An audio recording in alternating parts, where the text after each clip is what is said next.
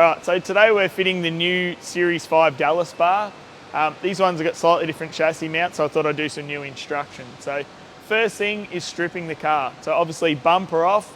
For people that haven't done it before, there is some little 6mm bolts that are hidden up in here. A lot of people struggle with them. So all the plastics are removed, plastic trim from there. We like to paint that bit black. There's two little tabs which are cut off here just with a Stanley knife. Strip everything off the end of the rail. The headlight support bracket, which is normally the grille support, we like to cut the middle out of it. It just allows access to the winch when the grille's out. So pretty much everything like this. Now if you had a TIL, this bracket wouldn't be here, it would be mounted to your bumper Rio. So you'll need to get a, we can supply them, but you need a TI radar bracket, and then you'll need to put two 6mm nutsets in the existing holes and bolt it on, and it'll obviously have that exact appearance because this being a TI. The other thing is if you have a TIL, a couple of the captive nuts in the bottom for your recovery points will not be there. So there's two holes in the top of here. We like to open them up a little bit, and in your kit there'll be nuts on sticks to feed down through those holes to be able to make that a nut and bolt like as per factory setup for later on. So bar that, that's pretty much the setup how we want it to be. At this point you normally do your spotlight wiring or any UHF, all your wiring that you want while it's all apart and access is really good. If you're doing a steady plug and play, the plug is on the bottom of here. This is the one, and it's the best time to get to it now. It's really easy. And then everything from your bumper, so headlight washers, the parking sensor loom, all that needs to be removed, and we'll prep the bar. So obviously, we like to do it bar face down. Your steady fog lights in from the front. It's really important that they come from the front because it's a bit hard to see, but your headlight washer clearance to the light is very tight, so they've got to be from the front. You reuse the outer housing from your headlight washer or squirter, and that just bolts in with our little clamp, 6mm nut. So basically everything that's just like double-sided taped into your bumper. So everything out your bumper, back in.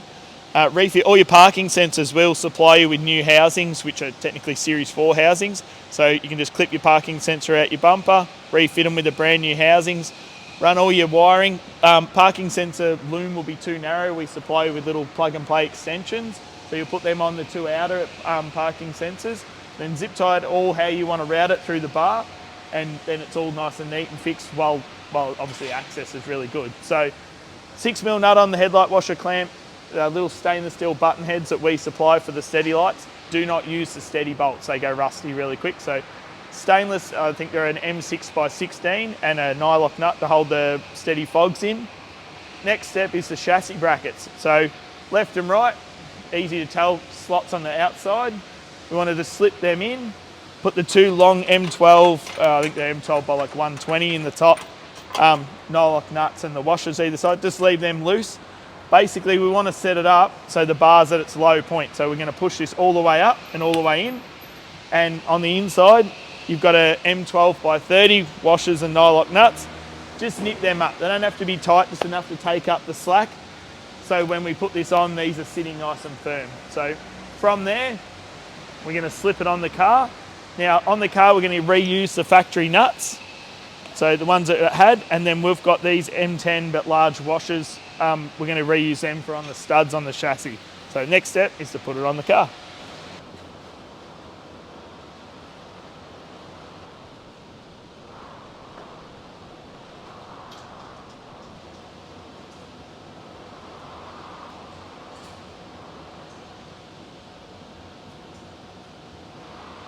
Sat on the car, you'll see we've got a lot of side to side. Now these are very typically, the body is always off to the driver's side.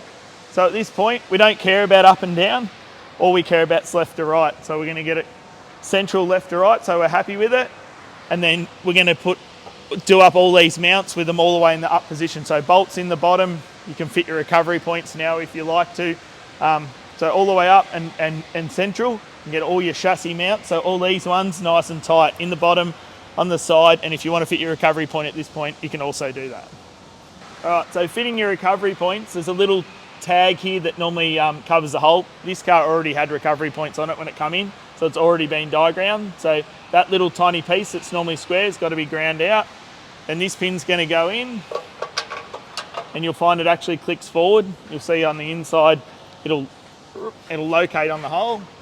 and it'll pull forward. And then this big long bolt is going to go up our hole up the middle and screw into it. Yep, all right, so now we've got our bolt started. So that's the very long, fine threaded, I think it's 140mm long bolt. Now, thing to note, big washer is going to be for the side hole back here, and it's a heavy duty washer, but it's only 40mm, not the huge one, is for up in there, otherwise it'll give you trouble. So now we can nip him up. All right, so now large fine thread 16mm nut and washer. You can come in like that, go sideways.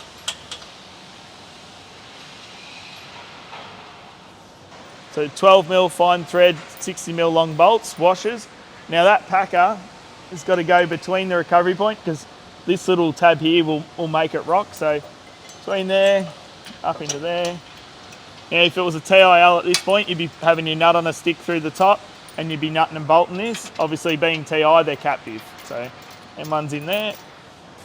Now your back bolt, you got your cross tube, long coarse thread bolt, nylock nut and the huge washer. That's from the inside.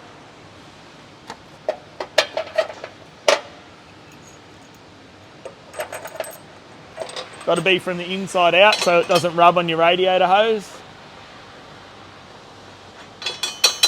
And then tighten everything up. All right, so now we've got it all lined up. So basically you can undo your 12mm bolt that's up under here and slide it in out.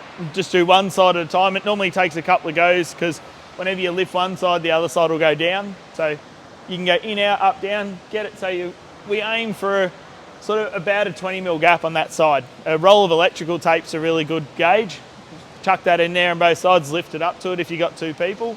You can also lock one side up and pin it and then sort of, move the other side and this side won't move so much. So a couple of different ways to do it, but if you only work off that middle bolt being tightened, it'll pivot nice and evenly in the centre point, and it won't fight you. So once you're happy with your gap, we drill both these holes out. The holes are already in the outer skin, just not in the inner. They're the pinning bolts. So once you've got them pinned, bar cannot move whatsoever. And then pretty much you can go through, tighten your tops, tighten them, and the bar's pretty much secure. Next step is the radar panel.